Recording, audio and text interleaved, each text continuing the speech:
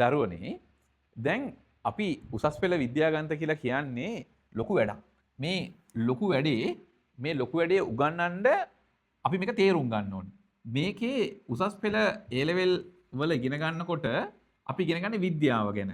මේ ලෝකේ දැනට ආරම්භ වෙලා තියෙන විද්‍යාවෙන් මේ ආරම්භයේ ඉඳන් 2015 වගේ වෙනකම් විද්‍යාව අපිට අලුත් වෙච්ච විද්‍යාවේ කොටසක් අපිට A level වලදී තියෙනවා.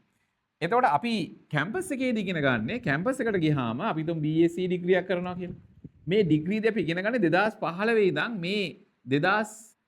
මේ 26 ළමයෙක් කරනවා නම් එයා මේ 2015 ඉඳන් 26 ටික තමයි අලුත් වෙච්ච විද්‍යාව තමයි එයා BSc එකට ඉගෙන ගන්න.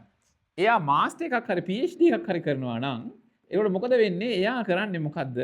එයා මේ මෙතනින් එහාට ඉස්සරහට අනාගතය එකක් කරලා අවසන් රිසර්ච් එකක් කරනවා. රිසර්ච් එකක් කරලා මොකද කරන්නේ? එයා හොයා ගන්නවා ලෝකේ නැති කොටසක්. ඒක තමයි රිසර්ච් එකක් කියලා කියන්නේ.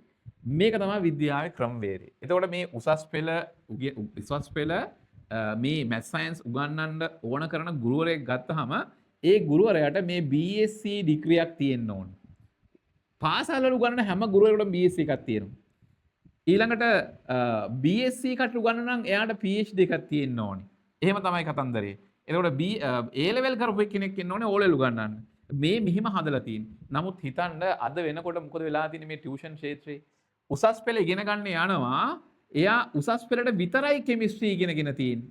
ගුරුවරයාට කෙමිස්ට්‍රි තියෙන්නේ උසස් පෙළට විතරයි. එතකොට එයාට පුළුවන්ද මේ අලුත් දැනුම එයා දන්නවද? ලෝකේ අලුත් වෙච්ච දැනුම එයා දන්නවද? එයා දන්නේ නැහැ. එතනින් එහාට එයා දන්නේ නැහැ.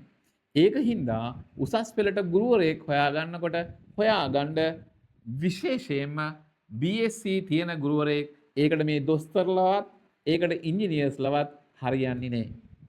ඒකට හරියන්නේ BSc තියෙන ගුරුවරයෙක්.